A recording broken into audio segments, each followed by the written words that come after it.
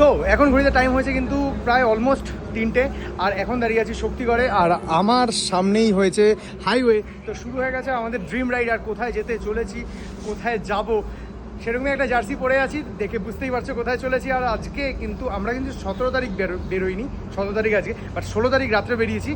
আর আমাদের যে বাহনগুলো একবার দেখাই। বাহনগুলো কিছুটা এরকম, আর আমাদের লাগেজ সেট আপ কিছুটা তো বস এরকম চলেছে। আর গৌরবের গাড়ি এটা 390 অ্যাডভেঞ্চার, আর তার সাথে হলো ব্র্যান্ড নিউ ভিস্টম সুজুকি এসএক্স 250।